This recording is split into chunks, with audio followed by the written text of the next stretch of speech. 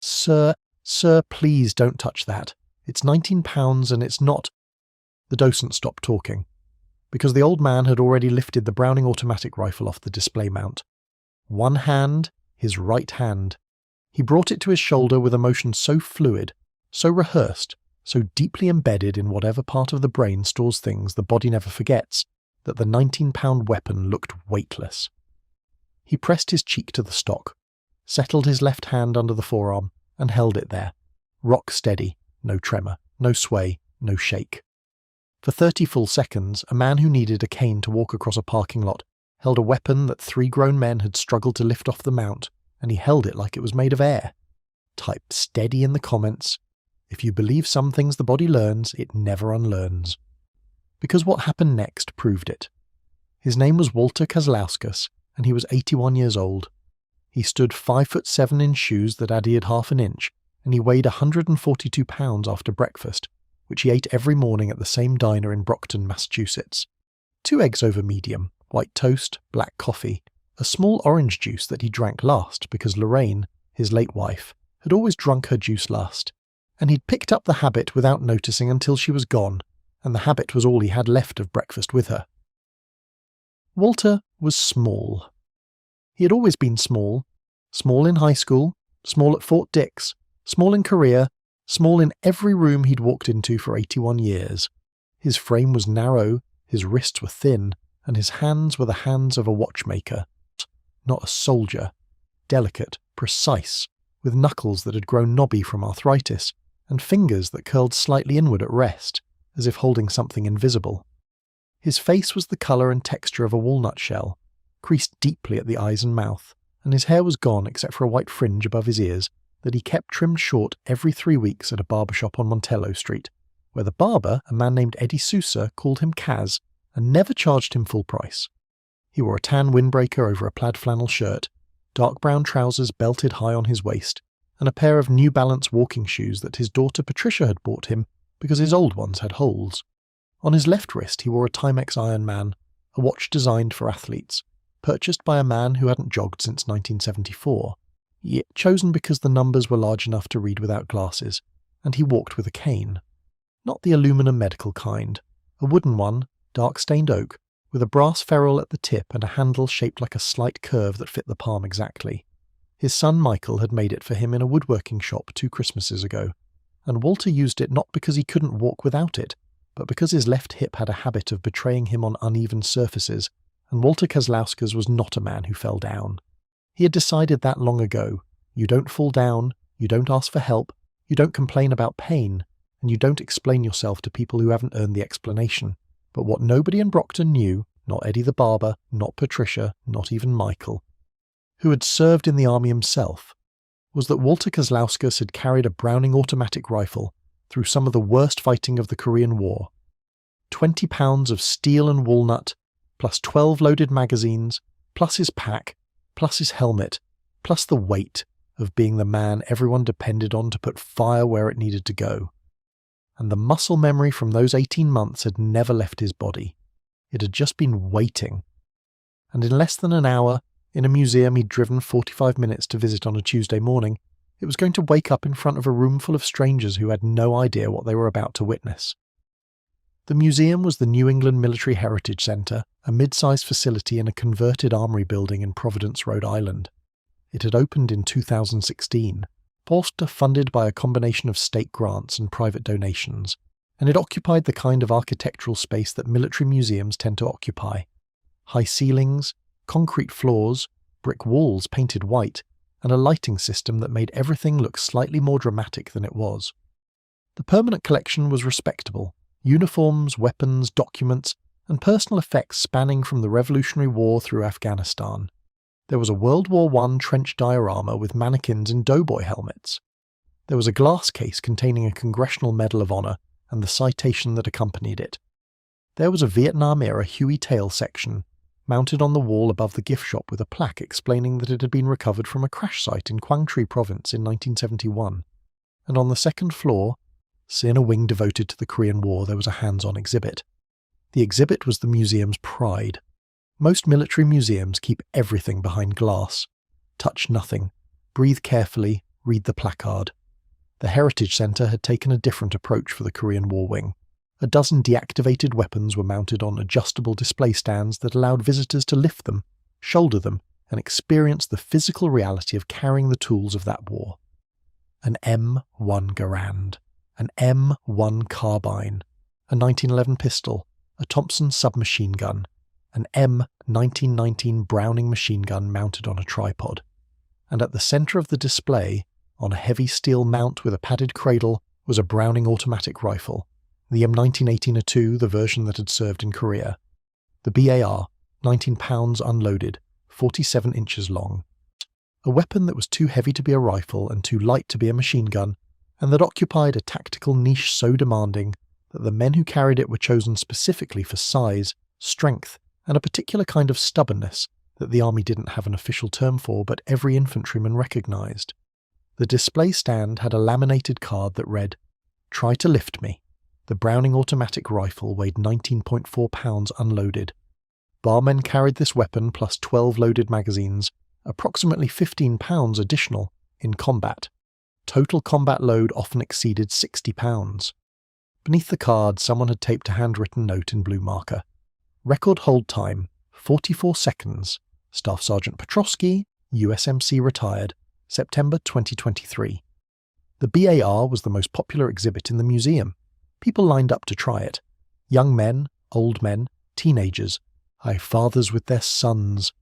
They'd grip the weapon, try to lift it off the mount, and most of them got it to their shoulder for somewhere between 5 and 15 seconds before their arms began to shake, and they set it back down, laughing and shaking their heads. The docents had a standard line they used. Now imagine carrying that for 12 miles through the mountains in 30 below weather. It always got a reaction. It was supposed to.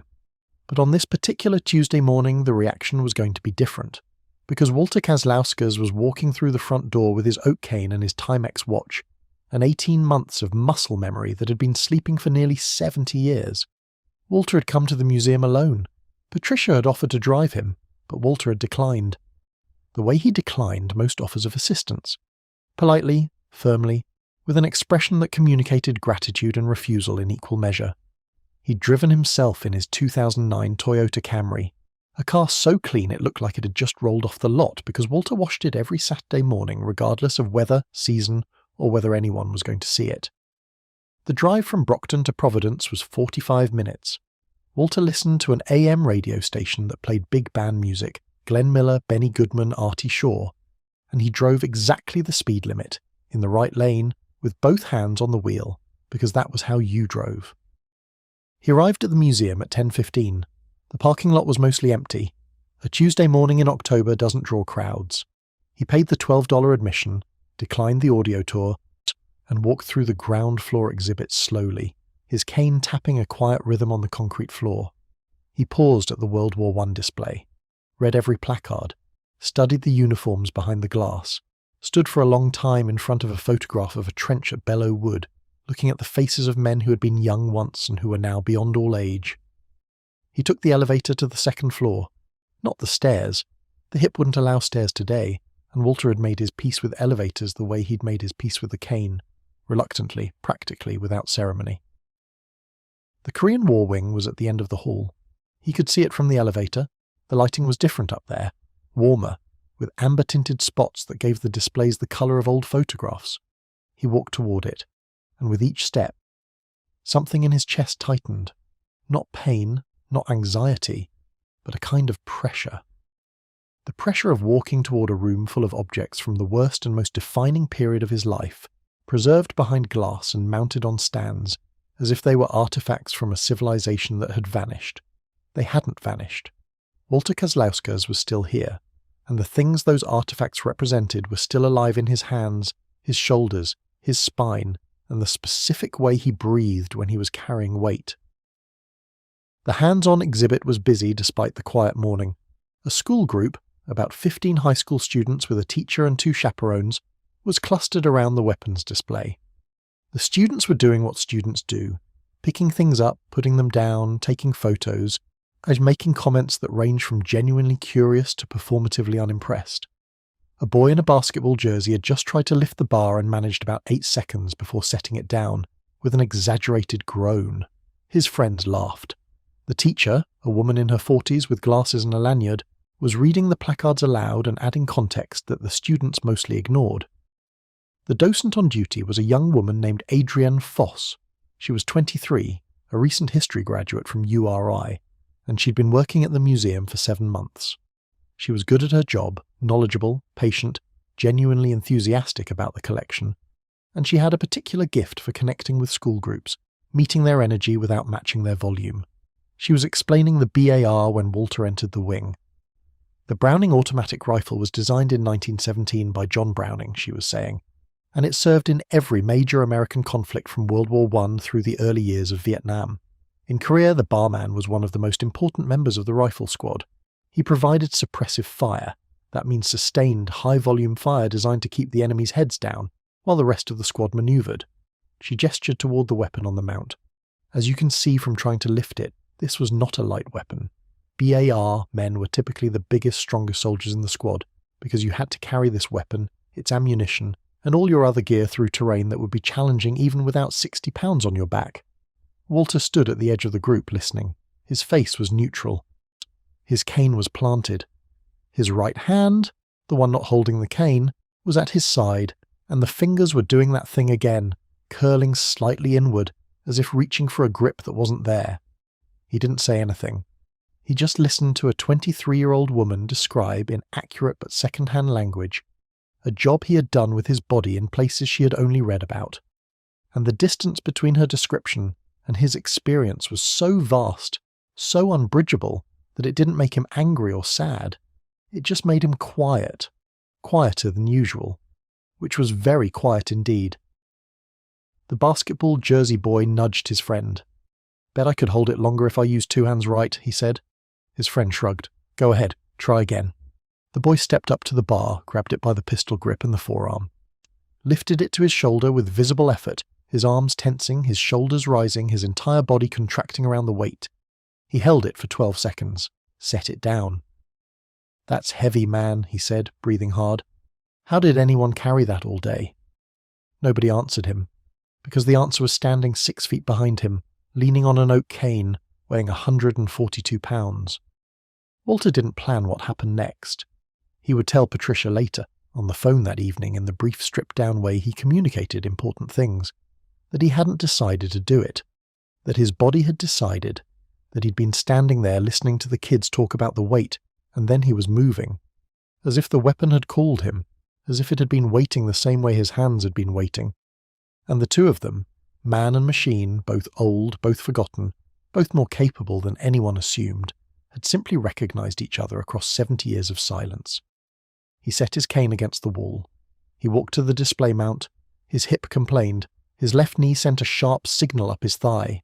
He ignored both with the practiced indifference of a man who had marched on worse. Adrian saw him approaching and started her standard caution. Sir, please don't touch that. It's 19 pounds and it's not—" She stopped, because Walter's right hand was already on the pistol grip. And the way he gripped it, the exact placement of his fingers, the angle of his wrist, the way his thumb seated itself along the receiver, was not the grip of a curious visitor. It was not the grip of a man trying something for the first time. It was the grip of ownership. The grip of a man picking up something that belonged to him in a way that transcended the museum's acquisition records. He lifted the bar off the mount. One hand, his right hand. 19 pounds of deactivated steel and walnut pulled from the cradle with a smoothness that made the school group stop talking. He brought it to his shoulder. The motion was a single unbroken arc, hand to hip to shoulder, stock to cheek, executed with a kind of fluidity that only comes from repetition so extensive that it has moved beyond skill into reflex. The weapon seated itself against his shoulder as if it had been custom fitted. His left hand came up and found the forearm, wrapping the wood with fingers that knew every contour, every checkering line, every place where the finish wore thin from carrying. And then he was still. Perfectly, absolutely, impossibly still. The bar was at his cheek. His eyes were open, focused on a point on the far wall that corresponded to whatever distance his mind had defaulted to. 200 yards, maybe 300, the distance at which the bar's 20-round magazine could reshape a firefight. His breathing was shallow and controlled. His body was a platform, feet shoulder-width apart, weight balanced, hips square, spine absorbing the mass the way a bridge absorbs load. And the platform did not move. 5 seconds, 10 seconds. The school group was silent. Adrienne was silent. The teacher had her hand over her mouth. 15 seconds, 20 seconds. No tremor, no shake, no visible effort. 142 pounds of 81-year-old man holding 19 pounds of Korean War-era automatic rifle, as steady as a bench rest. 25 seconds, 30 seconds. Walter lowered the weapon, not because he had to, because 30 seconds was enough to make the point that his body had decided needed making, even if he couldn't have articulated what that point was. He placed the bar back in the cradle, gently, the way you set down something you love. And then he reached for his cane, and the old man was back, stooped, slow, leaning, small, as if the last 30 seconds had been a dream, except that 15 people had just watched it happen, and the boy in the basketball jersey, who had held the same weapon for 12 seconds with both hands and the full strength of a 17-year-old body, Asastel, was staring at Walter with an expression that had no sarcasm in it at all. Nobody spoke for a long moment. The kind of moment that creates its own weather, a drop in pressure, a stillness that makes people aware of their breathing, their posture, their place in the room. Then Adrienne said very quietly, "Did you carry one?" Walter looked at her. His face was the same, neutral, composed, the face of a man who had learned long ago that expressions were a form of communication and that some things didn't need to be communicated. But his eyes were different. His eyes were back in a place that the museum's amber lighting and laminated placards could not reach. "Yes," he said. One word. No elaboration. No story. No context. Just the single syllable of a man confirming something that his body had already confirmed more eloquently than language ever could. Adrienne nodded. She opened her mouth to ask a follow-up question. The docent in her wanted the story, the history, the oral testimony that the museum's archives were always hungry for. But something in Walter's expression stopped her. A boundary.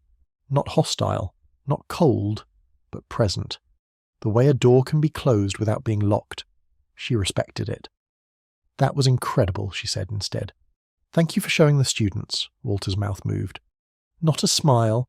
Walter Kozlauskas didn't smile often, and when he did it was brief and private, directed at memories rather than people, but an acknowledgement, a nod of the chin that said, "I heard you. I accept that. We're done." He turned to walk away. He had his cane. He had his windbreaker. He had 68 years of silence around what he'd done and who he'd been, and the silence was comfortable, and he intended to keep it. But the boy in the basketball jersey stepped forward. Not aggressively, tentatively, the way a teenager moves when something has genuinely surprised him, and he doesn't have the social tools yet to process it gracefully. "Sir," he said, How did you do that? I could barely hold it, and you didn't even shake." Walter stopped walking. He turned halfway, looking at the boy over his shoulder, and for a moment, the distance between them, 17 and 81, 64 years of living compressed into the space between a question and an answer, was visible. You could see it in the way they stood. The boy loose, unformed, all potential. Yes, Walter Dent's finished all experience. "Practice," Walter said, and he started walking again. But what the boy heard in that single word, what everyone in the room heard, was not a flippant answer. It was the understatement of a lifetime.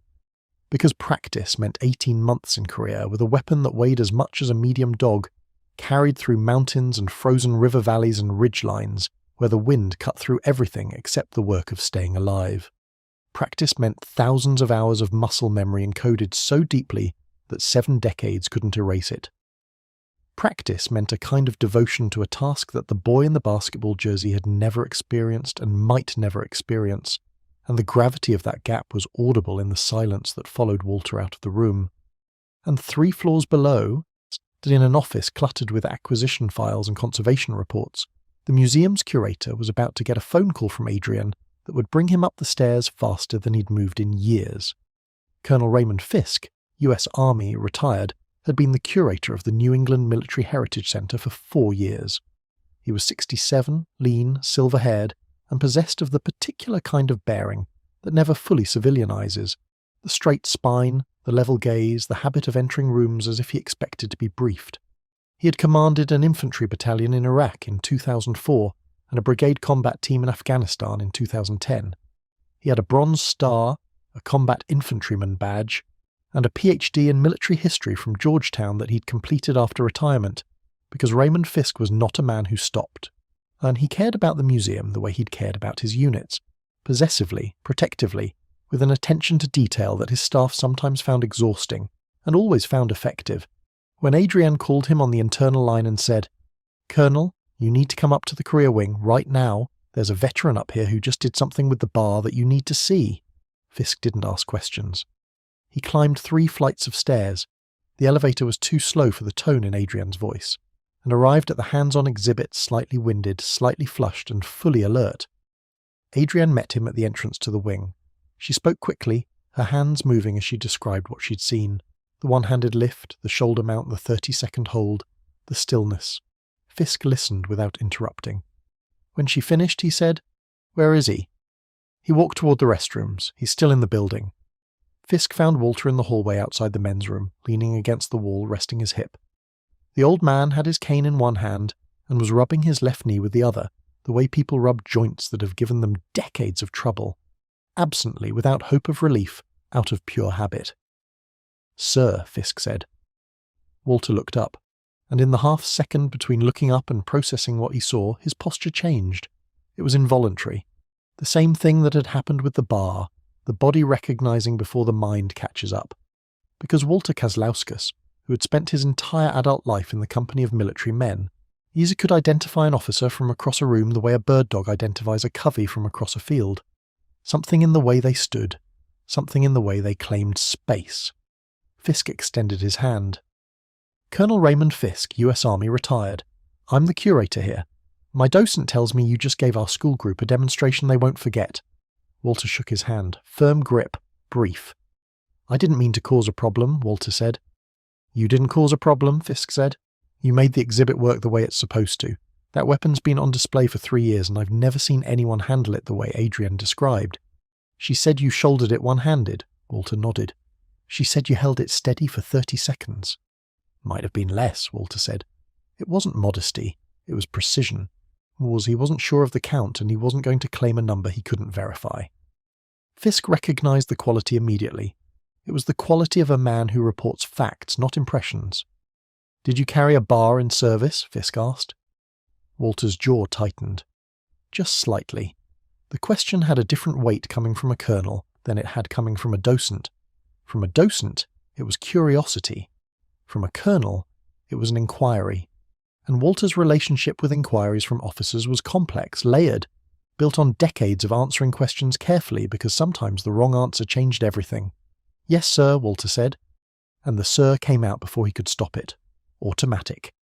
The rank recognition reflex of an enlisted man who had spent 20 years responding to officers with a deference so practiced it had outlived the obligation. Fisk caught it. Of course he did. "Which war?" he asked. "Korea." "Which unit?" Walter paused. It was a small pause, a half-second, maybe less, but Fisk noticed it. Noticed the way Walter's eyes went to a specific place on the wall behind Fisk's shoulder, as if consulting something. Then Walter said, 7th Infantry Division, 31st Infantry Regiment, Baker Company. Fisk went very still. The 31st Infantry Regiment.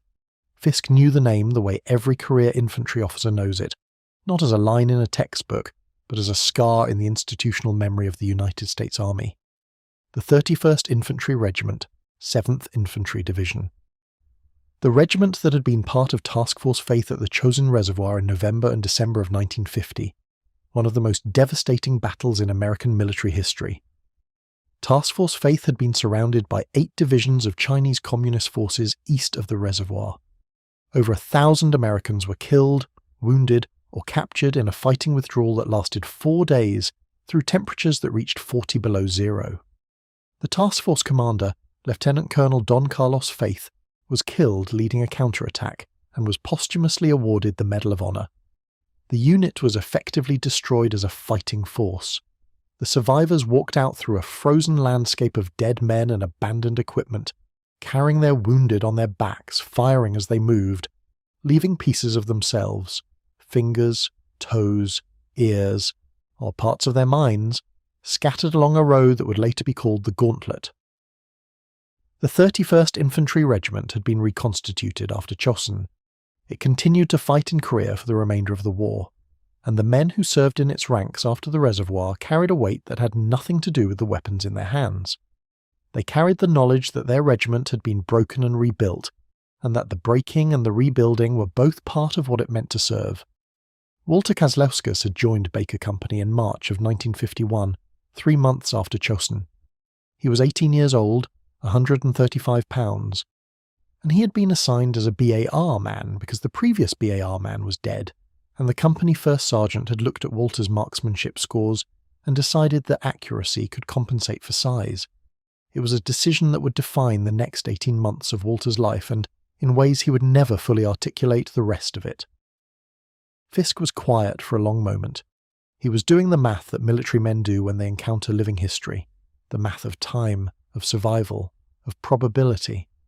An 81-year-old Korean War veteran from the 31st Infantry Regiment, who had carried a BAR, who could still shoulder it one-handed and hold it steady, who moved through the world so quietly that he'd walked into a museum full of his own history and nearly walked out again without anyone knowing who he was. Corporal Kazlauskas, Fisk said, guessing the rank based on the era and the position. Walter's eyebrows rose a fraction of an inch, the first visible surprise he'd shown all morning. Corporal, he confirmed. Fisk straightened, and then he did something that he hadn't done since his retirement ceremony at Fort Benning, something that a retired colonel in civilian clothes in a museum hallway has no protocol-driven reason to do. He came to attention, shoulders back, chin up, heels together, and he looked Walter Kazlauskas in the eye with the expression of a man who understood exactly what he was looking at, and refused to let it pass without acknowledgement. "It's an honour, Corporal," Fisk said. Walter's chin trembled. The same tremor that had happened when he'd set the bar down. The tiny seismic event of a man whose emotions run so deep and so controlled that they only surface in vibrations. He pressed his jaw, held it. "Thank you, Colonel," he said. And his voice was steady, because Walter Kazlauskas' voice was always steady, even when the rest of him was not. Fisk asked if Walter would be willing to sit down for a few minutes. Not an interview, not a formal oral history session, just a conversation. 2 men, 2 soldiers, 2 different wars, same ground truth. Walter hesitated. The silence in him, the 70 years of carefully maintained silence, pushed back against the invitation. But there was something in Fisk's manner. Not pity, not the performative reverence that civilians sometimes offered when they learned he'd served. Something more specific. The recognition of one professional by another. The understanding that Walter's silence wasn't emptiness. It was discipline. And Fisk respected the discipline even as he asked to open the door behind it. 5 minutes, Walter said. They sat in the Korean War Wing on a bench near the bar display. The school group had moved on. The room was empty except for the 2 of them, and the amber-lit cases of artifacts that stood like sentinels around the walls. Fisk didn't ask about combat. He didn't ask about Chosin or the fighting or the cold. He asked about the weapon. "The bar," Fisk said. "What was it like to carry?" Walter looked at the deactivated rifle on the mount. His eyes moved along its length the way a hand moves along a surface it knows from memory, not studying it, remembering it. "Heavy," he said. Then, after a pause, "Not in the way people think. 19 pounds doesn't sound like much, but you carry it all day, every day. You carry it up hills and down. You carry it through mud that grabs your boots. You carry it when you're cold, and you carry it when you're hungry. And you carry it when the man next to you can't carry his own weapon because he's been hit, and now you're carrying 2. And after a while, the weight isn't in your arms, it's in your spine, in your hips, in the way you walk. You start to lean a certain way, compensating, and you never stop leaning. 68 years later, I still lean," he paused. "My physical therapist thinks it's my hip. It's not my hip, it's the bar." Fisk was quiet, letting the words settle. Then he said, "The hold you did out there, 30 seconds, one-handed lift to shoulder. I've seen young soldiers try that with the bar and fail. Strong soldiers." "How?" Walter's mouth twitched. "You just said it. They try. I don't try. I just do it. There's a difference."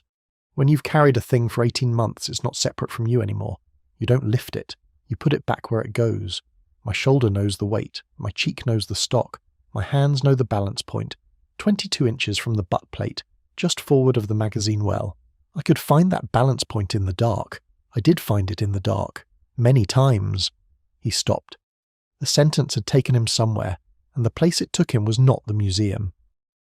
He was quiet for a moment, and Fisk let the quiet be. The kids who try to lift it, Walter continued, his voice steady again, they're fighting the weight. They tense up, lock their joints, try to muscle it.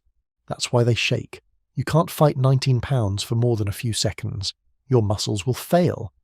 But if you let the weight sit on your skeleton, if you build a platform out of bone instead of muscle, you can hold it for as long as you need to. The body becomes a tripod. Shoulder, spine, hip, triangle. Geometry holds the weight, not strength. He looked at Fisk. The army didn't teach me that. Korea did. When you're too tired to be strong, you learn to be structural, and that lesson stays. Fisk sat with that for a moment. The language struck him. Structural. Geometry. Platform. These weren't the words of a man who'd been debriefed and coached on how to tell his story. These were the words of a man who had figured out something about his own body under conditions that most people couldn't survive, and who had carried that understanding silently for nearly 7 decades, because no one had ever asked the right question. "Corporal," Fisk said, "would you consider coming back? We have a speakers program, veterans who talk to school groups, tour groups, visiting VIPs. Nothing formal, no scripts, just you in the room telling people what you just told me about the weight, about the platform, about what it actually felt like." Walter looked at the bar on the mount, looked at his hands, looked at the room, the amber lights, the display cases, the carefully preserved artifacts of a war that had cost 36,000 American lives, and that most Americans, if asked, and he couldn't place on a timeline within a decade. "I'm not a storyteller," Walter said. "You don't need to be," Fisk said. "The story already happened. You just have to be in the room." Walter's fingers curled. That involuntary grip. The hand that was always holding something it wasn't holding. "Let me think about it," he said. Fisk nodded. He gave Walter his card. They shook hands again, the same firm, brief grip, and Walter walked out of the Korean War Wing, down the hallway, into the elevator, through the lobby, and across the parking lot to his Camry. He sat in the driver's seat for a long time before starting the engine. He was looking at his hands on the steering wheel, at the knobby knuckles, at the curled fingers, at the thin wrists that had once held 19 pounds of steel steady while the world was trying to kill him. And he started the car, drove home, ate dinner alone, watched the evening news with the sound turned low, and before he went to bed he took Fisk's card from his windbreaker pocket and set it on the kitchen counter next to the salt shaker, where he would see it every morning. He called Fisk 11 days later. He said yes. The first session was in November, on a Tuesday morning. Walter's preferred day because the museum was quieter and he didn't do well with crowds. Fisk set it up with a school group from a middle school in Warwick. 23 students, ages 12 and 13. The teacher had been told only that a Korean War veteran would be speaking. Adrian met Walter at the front entrance. She walked him to the Korean War Wing, matching his pace without comment, carrying a folding chair that she set up near the bar display.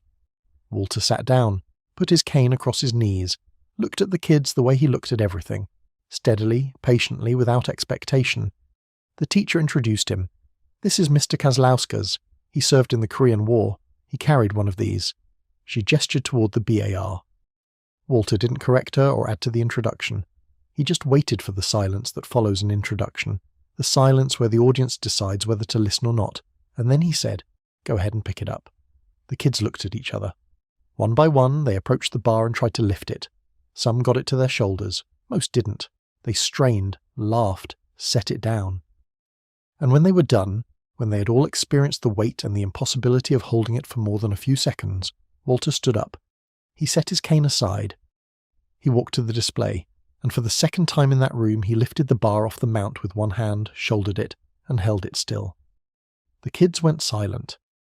23 12 and 13-year-olds, silent, watching an 81-year-old man hold a weapon that had defeated all of them. He held it for 20 seconds, set it down, sat back in his chair, and then he told them about the weight. Not about the war, not about the fighting, about the weight, about what it means to carry something heavy for so long that it becomes part of you. About the bar's balance point, 22 inches from the butt plate, about building a platform out of bone, about learning to be structural when you're too tired to be strong. He talked for 15 minutes. It was the most he'd spoken to a group of strangers in 30 years. And when he finished, a girl in the front row raised her hand. "Mr. Kozlauskas," she said, "do you miss it?" Walter looked at the bar, at the wood and steel that had been his constant companion through the worst year of his life, at the weight that had shaped his body, his posture, his spine, his lean. "Every day," he said. Then quietly, almost to himself, "But it doesn't miss me, it's just metal, I'm the one who remembers." He came back every month after that. First Tuesdays, always a school group, always the same routine. Let the kids try the weight, then show them what practice looks like, then tell them about the platform. He never told war stories. He never named battles or described combat or talked about the men he'd served with. That silence was his, and he kept it. But he talked about the weapon, about what it meant to carry something heavier than you thought possible, and discover that the carrying made you into someone you didn't know you were. Fisk watched from the back of the room at every session. He never interrupted. He never added context or military history. He just watched an 81-year-old retired corporal teach children about weight and geometry and the stubbornness of muscle memory, and he understood, in the way that only a fellow soldier could, that Walter wasn't talking about the bar. He was talking about everything. About the weight of service, about the weight of silence, about the weight of surviving a war that most people had forgotten and carrying the memory of it alone, without complaint, for nearly 7 decades. The girl's question, "Do you miss it?" had opened something in Walter that he hadn't known was closed. Not the memories. Those were always there, always present, always running just beneath the surface of his careful, quiet, meticulous life. What opened was the permission to be seen, to stand in a room and lift a weapon that no one expected him to lift, and let people understand, without words, without stories, without the vulnerability of narrative, that he was more than an old man with a cane, that he had been something, that he had carried something, and that the carrying even now was ongoing. Every month, when he shouldered the bar and held it steady, he was proving the same thing to himself that he proved to the kids, that the weight doesn't win, that the body remembers, that the platform holds. The museum put up a small plaque next to the bar display. It read, "Walter Kozlauskas, Corporal, U.S. Army, Baker Company, 31st Infantry Regiment, 7th Infantry Division. Korea, 1951 to 1952. BAR man." Below the text was a photograph Adrian had taken during his first school visit. Walter holding the BAR at his shoulder, eyes forward, body still, the ghost of the soldier visible inside the frame of the old man. Walter saw the plaque on his next visit. He stood in front of it for a long time. His fingers curled, his chin trembled. He pressed his jaw, and then he tapped the plaque once with the brass tip of his cane. A single, soft tap, the way a man might knock on a door that he wasn't sure he wanted opened, and walk to his chair to wait for the next group of kids. If this story moved you, if you believe that the quietest people in the room are often carrying the heaviest weight, and that strength isn't always loud, and that some lessons can only be taught by hands that learned them the hard way, then subscribe to this channel. We tell these stories because the men who carry them won't tell them themselves, and somewhere in Providence, on a Tuesday morning, an 81-year-old man is lifting 19 pounds of history and holding it steady, because that's what he's always done.